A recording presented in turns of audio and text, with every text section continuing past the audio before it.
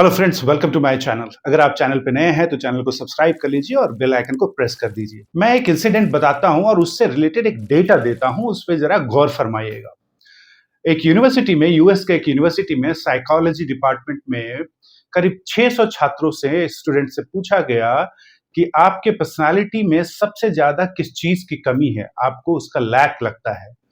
600 में 75%, 75% स्टूडेंट ने कहा कि lack of confidence, lack of self belief. अब आप ये सोचिए कि इसी परसेंटेज प्रोपोर्शन को अगर हम पॉपुलेशन पे लागू कर दें कि पूरे पॉपुलेशन का, यंग पॉपुलेशन का 75% लोग सेल्फ कॉन्फिडेंस से, लैक ऑफ सेल्फ कॉन्फिडेंस से जूझ रहे हैं, तो आप सोचिए कि वो कितना भयावह होगा, कितनी बड़ी चीज होगी कि एक देश का 75% युवा लैक ऑफ सेल्फ कॉन्फिडेंस से जूझ रहा है, सफर कर रहा है, जिसके अंदर अपने ऊपर विश्वास नहीं है। मैं इसी बारे में आपको 4 बहुत ही इंपॉर्टेंट, बहुत क्रिटिकल बातें बताने जा रहा हूं और इस वीडियो को अंत तक देखिएगा क्योंकि चारों पॉइंट्स बहुत इंपॉर्टेंट है। और फोर्थ पॉइंट ऐसा है जिसको जानने के बाद आपको लगेगा कि जिंदगी में ये पर्सपेक्टिव भी पॉसिबल है और वो पॉइंट आपको जिंदगी के सबसे गाढ़े वक्त में काम आएगा। जब आप जिंदगी में सबसे ज्यादा जूझ रहे होंगे, तब वो पॉइंट, वो टेक्निक आपको उस दलदल से निकालने में बहुत काम आने वाला है। किसी भी इंसान की सफलता इस बात पर डिपेंड करता है कि वो अपने ऊपर कितना विश्वास रखता है। कोई इंसान जो अपने ऊपर बहुत विश्वास रखता है, उसको सफल होने से कोई रोक नहीं सकता। लेकिन वही सेम सिचुएशन में कोई दूसरा इंसान जिसको अपने ऊपर विश्वास नहीं है, उसको असफल होने से कोई नहीं रोक सकता। कि सेल्फ कॉन्फिडेंस का किसी के लाइफ में इतना बड़ा योगदान होता है। अब सेल्फ कॉन्फिडेंस का मतलब होता है कि अपने ऊपर भरोसा होना। अब इस क्रम में क्या होता है, अपने अंदर का भरोसा क्रिएट करने में कभी कभी हम रूड भी हो जाते हैं, जो कि दूसरों के लिए सही नहीं होता है। तो इसलिए बहुत जरूरी है कि जब हम अपने अंदर सेल्फ कॉन्फिडेंस बिल्ड कर रहे हैं, तो हम बैलेंस रहें और रैशनल रहें। हम किसी को अपने रूडनेस ना दिखाएं, बल्कि हम अपने अंदर उस सेल्फ कॉन्फिडेंस को बिल्ड करें और वो कॉन्फिडेंस एक ज्वेलरी की तरह आपके पर्सनालिटी का पार्ट बने, रादर देन कि आपका रूड बिहेवियर हो। दूसरा, हम जब अपने अंदर सेल्फ कॉन्फिडेंस बिल्ड कर रहे हैं, तो हमें ओवर कॉन्फिडेंस से भी बचना है। ये एक बहुत ही फाइन लाइन होता है ओवर कॉन्फिडेंस और रूडनेस के बीच में। दूसरा, जब आप अपने अंदर सेल्फ कॉन्फिडेंस पैदा करते हैं, तो वो आपके अंदर ऐसी एनर्जी और स्ट्रेंथ पैदा करता है जो आपको सफलता की ओर अग्रसर करता है। असफल और सफल इंसान में अंतर सिर्फ यही होता है कि एक इंसान जो अपने इनर स्ट्रेंथ को बाहर निकाल पाता है, वो सफल हो जाता है, और दूसरा इंसान जो अपने इनर स्ट्रेंथ को निकाल नहीं पाता, वो असफल हो जाता है। तो समझिए कि सेल्फ कॉन्फिडेंस कितनी इंपॉर्टेंट चीज है। अब हमारे साथ ये भी समझना हमारे लिए इंपॉर्टेंट है कि आखिर लैक ऑफ सेल्फ कॉन्फिडेंस होता क्यों है। बहुत सारे ऐसे सिनारियो जिंदगी में होते हैं जिनकी वजह से हम कॉन्फिडेंस लैक करते हैं, लेकिन एक कॉमन जो रीजन है जिसकी वजह से हमारे अंदर इंफीरियरिटी कॉम्प्लेक्स आता है, इनएडिक्वेसी का सेंस आता है, और उसकी वजह से हमारे अंदर लैक ऑफ सेल्फ कॉन्फिडेंस होता है। वो होता है ये कि हो सकता है कि बचपन में आपको कंपेयर बहुत किया गया होगा लोगों से। हो सकता है कि आप 2 भाई हों, आप पढ़ने में उतने अच्छे ना हो जितना आपका दूसरा भाई, आपके ग्रेड्स उतने अच्छे नहीं आ रहे हो जितना आपके दूसरे भाई या बहन का ग्रेड आ रहा हो, और आपके पेरेंट्स उस चीज को कंपेयर करते हो, आपके रिलेटिव्स उस चीज को कंपेयर करते हैं। ये जो सिनारियो है, ये first source of lack of confidence building है। अगर कंपेयर हुआ, आपका कंपैरिजन किया गया है, तो ये लाजमी है कि आपके अंदर आत्मविश्वास की कमी होगी।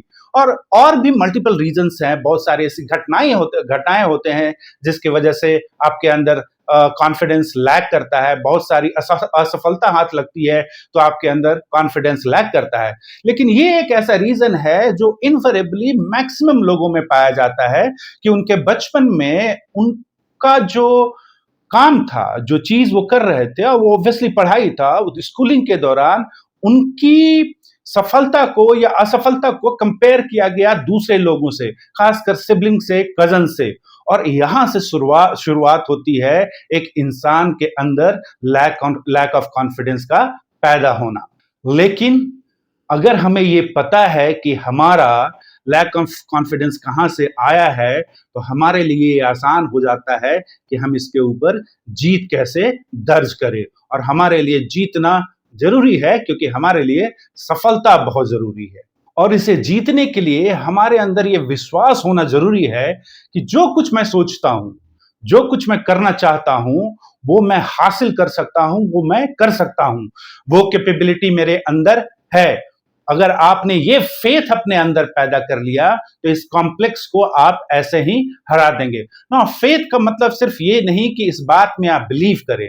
फेथ का मतलब ये भी होता है कि आपको ये फेथ होना चाहिए इस दुनिया पे, भगवान पे, सराउंडिंग पे, कि आपके अंदर जो कैपेबिलिटी है और जो आपका लक्ष्य है, इसमें सिर्फ आप बिलीव नहीं कर रहे हैं, आपके इष्ट भी आपके साथ हैं, आपका सराउंडिंग भी आपके साथ है, आपका एनर्जी भी आपके साथ है। अगर इन सभी चीजों में आप फेथ रखें और अपने अंदर ये बात रखे, विश्वास रखे कि मैं जो कुछ भी हासिल करना चाहता हूं, जिस भी मुकाम पे पहुंचना चाहता हूं, मैं पहुंच सकता हूं, तो आप अपने इस इंफीरियरिटी कॉम्प्लेक्स को हरा सकते हैं। इसके साथ साथ एक और टेक्निक है जिससे कि आप इसको फॉर श्योर हरा सकते हैं, वो है स्पिरिचुअलिज्म। अगर थोड़ा सा अपने अंदर स्पिरिचुअलिज्म लेके आप आते हैं, अपने अस्तित्व को थोड़ा भगवान के शरण में भेजते हैं, गॉड के शरण में भेजते हैं, अल्लाह के शरण में भेजते हैं, तो आपके अंदर का ताकत दुगना होता है, आपके अंदर का विश्वास दुगना होता है। तो आप ये समझिए, आपका इनर स्ट्रेंथ और भगवान की शक्ति अगर साथ आ जाए तो फिर आपको कौन हरा सकता है? कोई नहीं हरा सकता। तो इस कॉम्प्लेक्स को अगर हराना है तो अपने अंदर थोड़ी सी स्पिरिचुअलिज्म भी लाइए और वो आपको बहुत मददगार साबित होगा। दूसरी चीज जो आपको करना चाहिए वो पावर ऑफ अफर्मेशन है, जिसमें कहते हैं कि जब हम अपने आप से बात करते हैं तो हम पॉजिटिव बातें करें, हम अपने आप को ये विश्वास दिलाएं और हम अपने आप से ये कहें कि मैं कैपेबल इंसान हूं, मैं जो चाहता हूं, सोचता हूं, मैं हासिल कर सकता हूं। ये सेल्फ टॉक, ये पॉजिटिव टॉक जो होता है, अफर्मेशन जो होता है, आपके अंदर एक बहुत ही पॉजिटिव एनर्जी क्रिएट करता है। वो पॉजिटिव एनर्जी आपके आसपास फ्लो करता है और वो सिमिलर तरह के एनर्जी को अट्रैक्ट करता है। मतलब जितना एनर्जी आप क्रिएट कर रहे हैं, पॉजिटिव एनर्जी आप क्रिएट कर रहे हैं, उतना ही एनर्जी आपको बाहर से मिल रहा है उस चीज को जीने के लिए। कॉन्फिडेंट फील करने के लिए ये इस बात पे निर्भर करता है कि इन जनरल आपका थॉट प्रोसेस क्या है। If you feel defeated, you are defeated. लेकिन आपका in general thought process confident है, then you are confident, nobody can defeat you. तो अपने जनरल रोज के हिसाब से, हर समय के हिसाब से आप अपनी सोच को ये देखिए कि आपका दिमाग किस तरह की सोच को पैदा करता है, क्या वो अफर्मेटिव है, पॉजिटिव है या नहीं है। तो अगर आपने अपनी दिनचर्या में अपने थॉट प्रोसेस को इन जनरल पॉजिटिव बना लिया तो आपके अंदर कॉन्फिडेंस का फीलिंग बहुत स्ट्रांग होगा। और जब ये आप करते हैं तो आपका दिमाग किसी भी सूरत में हार नहीं मानता। अब ये सोचिए, जब आपका दिमाग ही हार नहीं मान रहा तो आप कैसे हारेंगे? पॉसिबल ही है नहीं है कि आप हारेंगे। तो अपने दिमाग को इन जनरल कॉन्फिडेंट थॉट से गुजारिए। हमेशा ऐसा थॉट होना चाहिए जो आपके अंदर कॉन्फिडेंस पैदा करे। इसी संबंध में एक छोटी सी बात है। एक राजा थे, किंग बेसिल। उन्होंने एक बार कहा था कि be bold and mighty forces will come to your aid. मतलब आप अपने अंदर से बोल्ड रहिए, जितनी ताकतें आसपास हैं वो आपको मदद करने के लिए आएंगी। और यही चीज होता है अफर्मेशन से। जब आप अपने आप से पॉजिटिव बातें करते हैं, जब आपका दिमाग पॉजिटिव सोचता है, कॉन्फिडेंट सोचता है, तो आपका ओवरऑल पर्सनालिटी कॉन्फिडेंट हो जाता है, आप कॉन्फिडेंट फील करने लगते हैं। और जब आप कॉन्फिडेंट फील करने लगते हैं तो जो माइटी फोर्सेस हैं, चाहे वो थर्ड एनर्जी हो, भगवान हो, गॉड हो, आसपास की एनर्जी है, वो आपकी मदद के लिए आगे आने लगते हैं। तीसरी बात है पॉजिटिव थिंकिंग। पॉजिटिव थिंकिंग आपके अंदर के कॉन्फिडेंस को बढ़ा सकता है। हम कहते हैं कि हमारा दिमाग जो सोचता है, हमारा शरीर उसी तरह से एक्ट करने लगता है। हमारा दिमाग जो सोचता है, हम वही बन जाते हैं। तो आप ये सोचिए, कोई इंसान इस दुनिया में है जो खराब बनना चाहता हो? इन्फरेबली जवाब ना होगा। तो अगर जवाब ना है, तो फिर हम अपने थॉट प्रोसेस को नेगेटिव क्यों रखते हैं? हम पॉजिटिव क्यों नहीं सोच सकते हैं? मैं ये बात बार बार रिपीट करता हूं अपने वीडियो में कि इर्रिस्पेक्टिव ऑफ सिचुएशन, कितना भी खराब सिचुएशन हो, उसमें एक सिल्वर लाइन है। उस सिल्वर लाइन को देखना चाहिए, ना कि उसके पास के नेगेटिव एनवायरमेंट को। तो पॉजिटिव सोचना हमारे लिए बहुत इंपॉर्टेंट है। हम जितना पॉजिटिव सोचेंगे, हमारे अंदर का एनर्जी उतना पॉजिटिव होगा और हम उतना ही कॉन्फिडेंट बनते जाएंगे। पॉजिटिव सोचने का एक और मतलब है कि हम सही दिशा में सोचें। अगर हम पॉजिटिव नहीं सोच रहे हैं तो नेगेटिव सोच रहे हैं, इसका मतलब कि हम रॉन्ग दिशा में सोच रहे हैं। हम रॉन्ग दिशा में क्यों सोचेंगे? हम रॉन्ग डायरेक्शन में क्यों सोचेंगे? क्योंकि हमको उस डायरेक्शन में तो जाना है ही नहीं। तो हमें इस बात का ध्यान रखना चाहिए कि जब भी हम सोच रहे हैं तो हमारी दिशा क्या है? क्या हम उस दिशा में सोच रहे हैं जिस दिशा में हमारा गोल है? क्या हम उस दिशा में सोच रहे हैं जिस तरफ हमारा मुकाम है?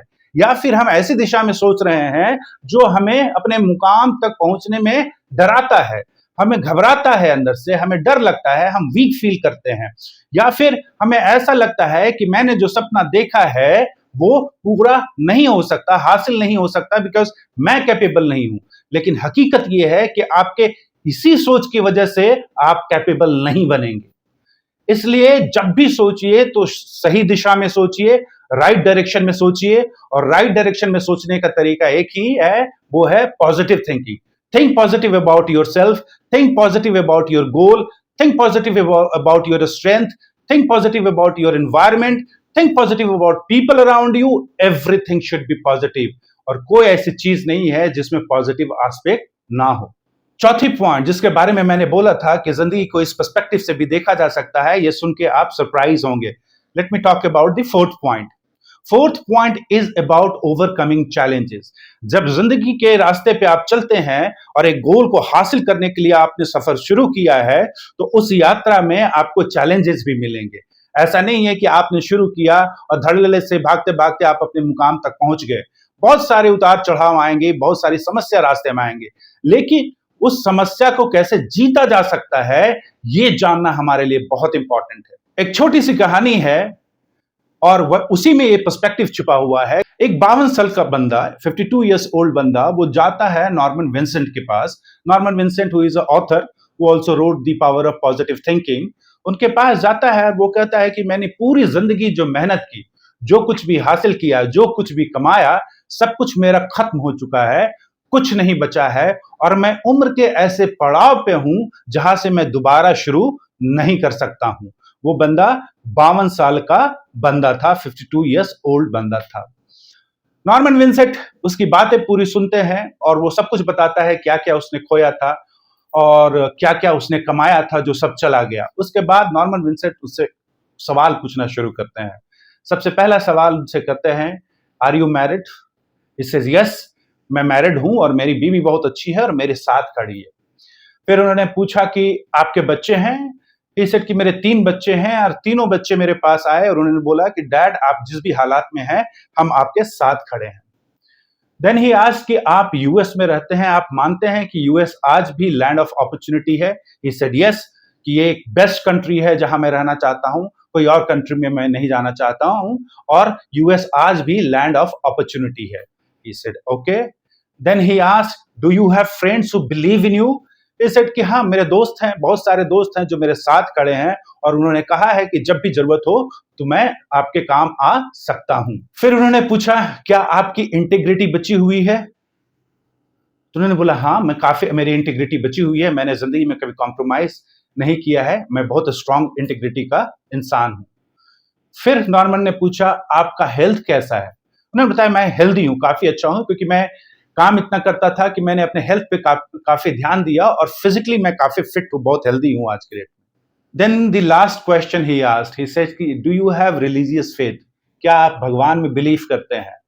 देन ही सेज कि हाँ, मैं भगवान में बिलीव करता हूं और मुझे विश्वास है कि भगवान मेरे साथ है। तो ये 8 सवाल थे, 8 जवाब थे। उसके बाद नॉर्मन विंसेंट कहते हैं कि आपके पास ये 8 एसेट हैं जिसको आपने खोया नहीं है। तो आपने खोया क्या? अगर ये सारी चीजें आपके पास हैं, तो आपने आपने कुछ खोया ही नहीं, आपने वो चीजें खोई हैं जिसको आज कमाया जा सकता है, कल खोया जा सकता है। लेकिन जो रियल में जो जिंदगी में इंसान कमाता है, वो सारी चीजें आपके पास है। आपकी फैमिली आपके पास है, आपके बच्चे आपके पास है, आपकी वाइफ आपके पास है, आपका फ्रेंड आपके पास है, आपके पास हेल्थ है, आपके पास फेथ है, आप ऐसी जगह पे रहते हैं जहां आप रहना चाहते हैं। तो खोया क्या है आपने जिसमें आप कह रहे हैं कि अब मैं दोबारा खड़ा नहीं हो सकता? इस पर्सपेक्टिव को सुन के वो इंसान बिल्कुल ही अचंभित हो गया, क्योंकि उसने सोचा ही नहीं था कि जो चीज मैं खोया हूं वो फिर से कमाया जा सकता है। मेरे मेन एसेट्स तो ये हैं। And then he thanked Norman Vincent and went back and established a new company at the age of 52, a very successful company. तो आप ये सोचिए ये क्या है? This is attitude. कैसे आप चीजों को देखते हैं, उससे बहुत कुछ फर्क पड़ता है। अगर आप सिर्फ समस्या देख रहे हैं तो आपको सिर्फ समस्या मिलेगा, लेकिन उस समस्या में अगर आप सोल्यूशन देख रहे हैं, उस समस्या में अगर आप अपॉर्चुनिटी देख रहे हैं, तो आपको अपॉर्चुनिटी मिलेगा। एक डॉक्टर काल हुआ करते थे, उनका कहना था कि attitude is more important than fact. कहने का मतलब फैक्ट कुछ भी हो, अगर आपका एटीट्यूड सही है तो वो फैक्ट बदल सकता है। और यही हुआ उस 52 ईयर ओल्ड इंसान के साथ। फैक्ट्स तो सब कुछ थे, उसने बहुत कुछ खोया था, लेकिन जिस पर्सपेक्टिव से वो देख रहा था उसमें एटीट्यूड नेगेटिव हो चुका था। तो उस नेगेटिव एटीट्यूड को बदला गया जब उसे यह दिखाया गया कि you have not many assets still left, and then his attitude change. इसीलिए डॉक्टर कार्ल कहते हैं कि attitude is more important than fact, क्योंकि ये सारा खेल एटीट्यूड का है। अगर आप डिफीटेड फील करते हैं तो आप डिफीटेड हैं, आप विनर फील करते हैं तो आप विनर ही बनेंगे। ये सारा खेल एटीट्यूड का है। आप अपने आसपास, अपने दोस्तों में, अपने रिलेटिव में बहुत सारे लोगों को देखते होंगे कि कोई इंसान एक सिचुएशन में पड़ के वो खत्म हो गया, बर्बाद हो गया, लेकिन उसी तरह के सिचुएशन में पड़ के एक दूसरा इंसान फिर से वापस हुआ और फिर से खड़ा हो गया। ये क्या है? अगर सिमिलर सिचुएशन में दो इंसान है, एक ऊपर निकल आता है, एक बर्बाद हो जाता है, ये एटीट्यूड है। तो जिंदगी को आप कैसे देखते हैं, इससे आपके आपका सक्सेस डिफाइन होता है, इससे आपका थॉट प्रोसेस डिफाइन होता है, इससे आपका काम करने का जो एनर्जी होता है, जो जज्बा होता है, वो डिफाइन होता है। तो इस कहानी से जो हम सीखते हैं वो ये सीखते हैं कि जब भी आप बहुत डिफिकल्ट सिचुएशन में हो तो एक पेज निकालिए और उस पे उन सारी चीजों को लिखिए जो आपके फेवर में हो, ना कि आपके अगेंस्ट में। क्योंकि दिमाग एक ऐसी चीज है जिसके बारे में वो आप सोचते हैं वो और उतना पावरफुल होता जाता है। तो अगर आप नेगेटिव चीजों के बारे में सोचेंगे तो वो नेगेटिव चीजें और पावरफुल होते जाएंगी और आपके अगेंस्ट होते जाएंगी। तो लिखना वो है कि आपके पॉजिटिव, आपके फेवर में कौन सारी चीजें हैं। List down those things and take a very very close look, deeper look into that list, और देन डिसाइड कि जो आप सोच रहे हैं उसका एक डिफरेंट नजरिया हो सकता है कि नहीं। क्या मेरा एटीट्यूड इसके प्रति बदल सकता है कि नहीं? जो एटीट्यूड अभी तक मेरे पास है, मैं अपने एटीट्यूड को बदल सकता हूं कि नहीं, looking at the list of positive things that is in your favour. ये एक बहुत बड़ा मंत्र है। जब भी सब बहुत डिफिकल्ट सिचुएशन में हो तो ये प्रैक्टिस जरूर कीजिए आप। हमारे साथ समस्या क्या होता है कि जब हम डिफिकल्ट सिचुएशन में होते हैं तो हमारा फोकस नेगेटिव चीजों पे होता है और हम उस पे फोकस करके उन नेगेटिव चीजों को और स्ट्रेंथन करते रहते हैं। अगर यही फोकस आपने शिफ्ट करके अपने पॉजिटिव चीजों पे कर दिया तो आप उसको स्ट्रेंथन करेंगे और एक मोड़ ऐसा आएगा, एक समय ऐसा आएगा कि वो समस्या जिसमें आप फंसे हुए हैं वो आपके लिए कोई समस्या ही नहीं रहेगी। आपको इतने रास्ते नजर आने लगेंगे, आपके पास इतने एसेट नजर आने लगेंगे, आपको इतने सपोर्ट दिखने लगेंगे कि आपके लिए वो समस्या नहीं, सिर्फ एग्जीक्यूशन का एक पार्ट रह जाएगा कि I have to take these actions to solve this problem. ये यहां तक लिमिट हो जाएगा। वो समस्या फिर उस लेवल का समस्या नहीं होगा जिस लेवल का समस्या आप उसको देख रहे थे अभी से पहले। तो सेल्फ कॉन्फिडेंस अगर बिल्ड करना है तो इन 4 चीजों पे ध्यान दीजिए। अपने थॉट प्रोसेस का बहुत ख्याल रखिए, अपने दिमाग को ट्रेन कीजिए कि वो हमेशा कॉन्फिडेंट फील करे, कॉन्फिडेंट चीज सोचे और अपने आप को बिल्ड कीजिए। उम्मीद करता हूं कि आपको वीडियो पसंद आया होगा। अगर अभी तक आपने चैनल को सब्सक्राइब नहीं किया है तो प्लीज सब्सक्राइब कर लीजिए, इस वीडियो को लाइक और शेयर कर दीजिए और बेल आइकन को प्रेस कर दीजिए।